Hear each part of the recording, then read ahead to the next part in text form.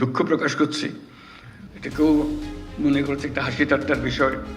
Calm now prevails in Bangladesh, a nation shaken by protests and clashes after the country's International Crimes Tribunal handed a death sentence yesterday. Sheikh হাসিনাকে কেন্দ্র করে টানাপোড়েনের সর্বোচ্চ পর্যায়ে আছে ভারত। দুই দেশের মধ্যে আমি খারাপ সম্পর্ক তৈরি করতে চাই না। আমি শেখ হাসিনাকে ফেরত দিতে চাই এবং তাকে ট্রাইব্যুনালে যে আদেশ দিয়েছেন সেটা কার্যকর করতে পারে, তবে সঠিকভাবে তদন্তর অনুরোধ জানালেন।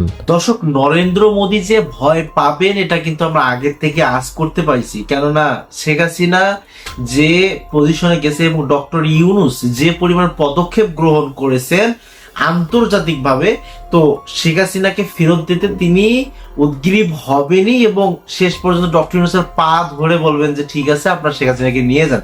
দর্শক, এবার কি বললেন নরেন্দ্র মোদী, যেটা শোনার পর বাংলাদেশের মানুষ হাসতে শুরু করছেন যে এত ক্ষমতাধর ব্যক্তি কিভাবে শেখ হাসিনাকে আটকাইতে পারলো না, অথচ তার মার্কিন যুক্তরাষ্ট্রের সঙ্গে এত পরিমাণের ভালো সম্পর্ক। দর্শক, চলুন আমার সরাসরি আজকের পুরো ঘটনাটা দেখলেই বুঝতে পারবো, তাই না টেনে একটু স্কিপ না করে পুরো ভিডিওটি আপনাদেরকে দেখতে হবে, তাহলে সকল উত্তর পেয়ে যাবেন। চলুন, এই চ্যানেলটিকে সাবস্ক্রাইব যারা এখনো করেন নাই, ট্রেন্ডিং সব বিষয়গুলো জানার জন্য এই চ্যানেলটিকে সাবস্ক্রাইব করে নিন এখনই। এবং চলুন আমরা শুনতে থাকি কি ঘটনা ঘটছে, কিভাবে ফেরত পাচ্ছে ডক্টর ইউনূস শেখ হাসিনাকে। চলুন দেখা যাক। যতক্ষণ আমাদের উপর, আমি খুব বড় টন্ডায় করে ফেলেছি। আমারও মনে হয় এখন যে আমি কেন এই ভুলটা করতে গেলাম। আমরা তো যা ছিল সব বিলিয়ে দিয়েছিলাম। 32 আমার বাড়ির ট্রাস্টে জনগণকে দান করে দিয়েছি। যে টাকা ছিল সেই টাকা দিয়ে আমরা বঙ্গবন্ধু মেমোরিয়াল ট্রাস্ট করে হাজার হাজার ছেলে মেয়েকে পড়াশোনা, চিকিৎসা, ওই 21 গ্রেনেড হামলার আহত নিহত পরিবার, অন্যান্য দুস্থ পরিবার, তাদেরকে আমরা সাহায্য করতাম। এমনকি এখান থেকে 5 কোটি টাকা দিয়ে ফান্ড তৈরি করে, প্রধানমন্ত্রীর কার্যালয়ে ফান্ড তৈরি করে এই ভূমিহীনদের জন্য জমি কেনার জন্য আমি দিয়েছিলাম আমাদের ট্রাস্ট থেকে। আবার কোভিডের সময় বঙ্গবন্ধু মেমোরিয়াল ট্রাস্ট থেকে 5 কোটি টাকা দিয়ে এই কোভিডের সময় আর্থিক সহায়তা দেওয়ার জন্য আরেকটা ফান্ড প্রধানমন্ত্রীর কার্যালয়ে করে দিয়েছি। 10 কোটি টাকা আমরা দিয়েছি শুধু এই কাজে। তাছাড়া বিভিন্ন জায়গায়, বিভিন্ন হাসপাতালে চিকিৎসার ক্ষেত্রে আমরা অনুদান দিতাম। আমরা তো নিজেদের জন্য কিছু চাইনি, নিজেদের জন্য কিছু করিনি।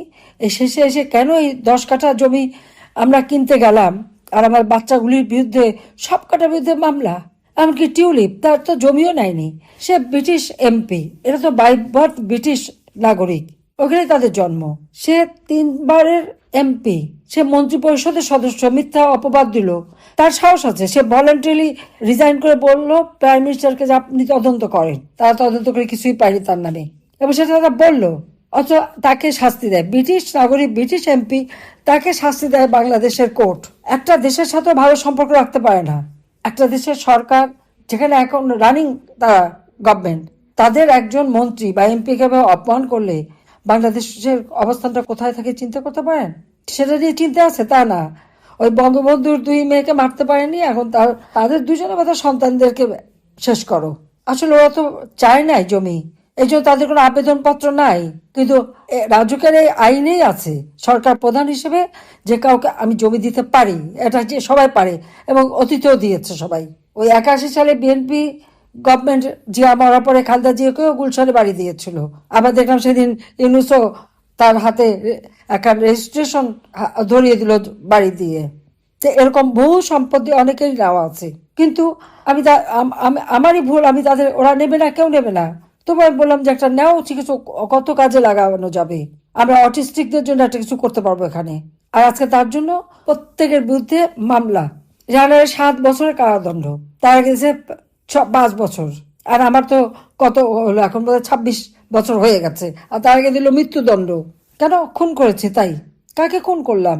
আমি যদি খুন করে থাকি তাহলে 15ই জুলাই 2024 সাল থেকে যারা অপরাধ করেছে তাদেরকে ইন্ডেমনিটি দিল কেন? ইন্ডেমনিটি দিয়ে ইউনূস এটাই প্রমাণ করেছে যে এই যে আবু সাইদ, মুগ্ধ, আনাস থেকে যত হত্যাকাণ্ড সবগুলি ইউনূসের মেটিকুলাস ডিজাইনের অংশ হিসেবে করা হয়েছে। তারিখ যে বুদ্ধি দিয়েছে লাশ ফেলে সরকার পড়ে যাবে, এটা শুনেই তো আমি সিদ্ধান্ত নিলাম যে আমি থাকবো না, কারণ লাশ ফেলে থাকতে চাই না আমি। কিন্তু ঘটনা চক্রে আমাকে সরে যেতে হলো। যদি আমার সিকিউরিটি ফায়ার ওপেন করতে বলতাম, কত মানুষের লাশ পড়তো সেটা একবার চিন্তা করে দেখেন তো। যাদের জন্য নিজের হাতে তাদের জীবনমান উন্নত করেছি, তাদের আমি মারতে যাব কেন? অথচ সেই অপবাদ খুন করে ইউনূস বাহিনী, যত জঙ্গিদের দিয়ে, শিবির, ছাত্রদল, বিএনপি, জামাত আর ওই জঙ্গি সংগঠনটা ইউনূসের মেটিকুলাস ডিজাইনের অংশ। আর সব মামলা হলো আমাদের বিরুদ্ধে, আর সব খুন নাকি আমরা করে ফেলেছি। 400 450 খুন একই দিনে, একই মামলা, 2-3 জায়গায় একসাথে। আমি 2-3 জায়গায় একসাথে, সেই আমেরিকা থেকে জয় গুলি করছে, আর রেহানা লন্ডন থেকে গুলি করে মারছে, আর ববি টিউলিপ সব ওখান থেকে গুলি করে মারছে। এই তো বলতে চাই, এরা প্রত্যেক কিন্তু বিদেশি নাগরিক। একটা বিদেশি নাগরিকদেরকে যদি এভাবে শাস্তি দেওয়া যায়, তাহলে ওই যে আহসান শাহ, আমাদের বাংলাদেশ ব্যাংকের গভর্নর, তার মেয়ের যখন দুর্নীতির খোঁজ করতে গেল, তিনি বলে দিলেন ওরা বিদেশি নাগরিক, ওদের জন্য কিছু করা যাবে না। ইউনূসের মেয়ে আছে আমেরিকায়, বিদেশি নাগরিক, তার বিরুদ্ধে মামলা দেওয়া যাবে না। এখন তো দেখা যাচ্ছে সব মামলাই দেওয়া যাবে। কার কার, আর আজকে যারা এখন ইউনূসের সাথে আছে উপদেষ্টারা, সব অধিকাংশ বিদেশি নাগরিক, প্রত্যেকের বিরুদ্ধে মামলা করা যাবে। এই দুয়ারটা খুলে দিল, ভবিষ্যতে দেখা যাবে। কাজে এই অলক্ষী দূর করতে না পারলে এদেশের মানুষের ভাগ্য পরিবর্তন হবে না। আর এই অলক্ষীর মূল তো এই সুদখোর, খুনি, ক্ষমতালোভী ইউনূস। পূর্বাঞ্চলে ইউনূসের কত জমি আছে? তার তো 4080 কাঠা জমি আছে, 4080 কাঠা, আর আমাদের মাত্র 10 কাঠা করে, 60 কাঠা। 6000 টাকা বেতনের কর্মচারীর এত আসে থেকে? উত্তরাতে আছে 300 কাঠা, চট্টগ্রামে 87 কাঠা, এ তো আছেই। ফ্রান্সে তার বাড়ি, আবার এই কিছুদিন আগে নতুন ফ্ল্যাটও কিনেছে একটা। এই ক্ষমতা আসার পরে ফ্ল্যাট আরেকটা কেনা হয়ে গেছে। ইটালিতে তার প্যালেস একটা কিনে রেখে দিয়েছে, সেখানে রিসোর্ট করেছে। কক্সবাজারে নিসর্গ নামে রিসোর্ট, পূর্বাঞ্চলের নিসর্গ নামে রিসোর্ট। আমেরিকায় ওই যে ধরা খাবে হিলারি ক্লিন্টনের সাথে, গ্রামীণ আমেরিকা ব্যাংক, ল্যাটিন আমেরিকায় তার সম্পদ। কোন দেশে না আছে তার সম্পদ? সে এত টাকা পেল কোত্থেকে? অস্ত্র চোরা কারবারি, ড্রাগ চোরা কারবারি, সন্ত্রাসী কর্মকাণ্ড ছাড়া এত অর্থ কেউ আনতে পারে? তার যে মানে একেবারে ভালো মানুষের চেহারার এখন মুখোশ উন্মোচন হয়ে গেছে। আর আমাদের জমি নিয়ে যাক লিল্লাহ, কোনো কিছু আসে না। লকার খুলে গহনা বের করছে। হ্যাঁ, আমরা ফকিরের না, আবার দাদা দাদি না, আমার নানা নানি সবারই ছিল, সবই রাখা ছিল। আমি তো প্রধানমন্ত্রী হয়ে কোনোদিন লকার খুলিনি, যাইও নি, তা আমি রাখলাম কোথায়? এ তো 75-এর পরে আমার হাতে যা দিয়েছে সব, আর পুতুলের বিয়ের পরে তার গহনা, ওই বিয়ে শাদির পরে যা ওখানে রাখা ছিল। আমার তো প্রধানমন্ত্রী হওয়ার পরে একবারও গেছি তো বলতে পারবে না তো? তখনই তো বুঝিয়ে দিয়েছিল সব, তখন এটাই হইচই। 75-এর জাতির পিতাকে হত্যার পর এক দফা এটা নিয়ে আমাদের মানে চরিত্র হননের চেষ্টা, আবার 81 সালে আমি আসলাম, তখন আর এক দফা এই একই কথা, একই বয়ান নিয়ে চরিত্র হননের চেষ্টা, আবার একবার নতুন করে করা। আমরা ভেসে আসিনি, এটা আমাদের পারিবারিক ঐতিহ্য ছিল, আমরা তো ভেসে আসা না। আমরা ওগুলি বলিও না, দেখাইও না, পড়িও না। আমারই তো নিজের কত গহনা ছিল গণভবনে, সেগুলি গেল কোথায়? লুট করলো কারা? বের করে না, সেগুলি দেখায় না কেন? আমি তো চাই দেখাক। আওয়ামী লীগের প্রত্যেকটা নেতাকর্মী বাড়ি যে লুট করেছে, সে লুটের মার কারা নিয়েছে? বারবার এভাবে নির্যাতন করে যাবে আর আমরা সহনশীলতা দেখাবো, তা তো হয় না। আচ্ছা, ছোট্ট বাচ্চা, তাকেও ছাড়ে না। একটা শিশু জয় বাংলা লিখলো কেন, সেই জন্য তাকে নিয়ে কারাগারে দিল। আজকে শুনলাম তার জামিন হয়েছে। এটা কি অসভ্যতা? কত মুখ বন্ধ করবে, কত নাম মুছবে? পারবে না মুছতে। বাংলাদেশ স্বাধীন করেছে জাতির পিতা, 30 লক্ষ শহীদের রক্তের বিনিময়ে আমরা স্বাধীনতা অর্জন করেছি।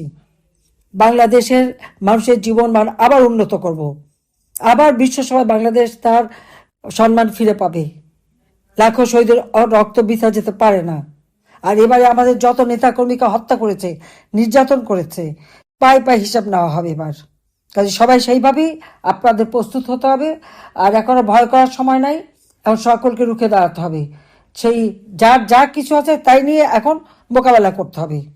ওই মব করবে আর আপনারা বসে থাকবেন, তা হয় না। সাথে সাথে প্রতিরোধ গড়ে তুলতে হবে, সকলকে ঐক্যবদ্ধ হতে হবে। জনগণ আমাদের সাথে আছে।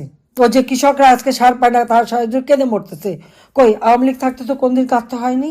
সার কৃষকের পিছনে ছুটতো, কৃষক, শ্রমিক, খেটে খাওয়া মানুষ, সকলের ভাগ্য নিয়ে এরা ছিনিমিনি খেলছে। কাজে এভাবে বাংলাদেশের মানুষের উপর অত্যাচার, নির্যাতন আর চলতে দেওয়া যাবে না। কত মায়ের কোল খালি করেছে, কত সন্তানকে পিতাহারা করেছে, কত পিতাকে সন্তানহারা করেছে। কাজে এর জন্য সকলকে ঐক্যবদ্ধ থাকতে হবে। দর্শক, সংশ্লিষ্ট ভিডিও দেখার পর আপনাদের কি মন্তব্য সেটা অবশ্যই আমাদের কমেন্ট বক্সে জানিয়ে দিন, এবং বাংলাদেশের প্রেক্ষাপট অনুযায়ী ডক্টর ইউনূস আসলেই কি শেখ হাসিনাকে প্রত্যাবর্তন করতে পারবেন কিনা আদৌ, এই ব্যাপার নিয়ে আপনাদের কি মন্তব্য সেটা আমাদের কমেন্ট বক্সে জানাতে থাকুন। আজকের ভিডিও এই পর্যন্তই। সবাই পরবর্তী আপডেট জানা পর্যন্ত চ্যানেলটিকে সাবস্ক্রাইব করে ভালো থাকবেন, সবাই সুস্থ থাকবেন। আল্লাহ হাফেজ।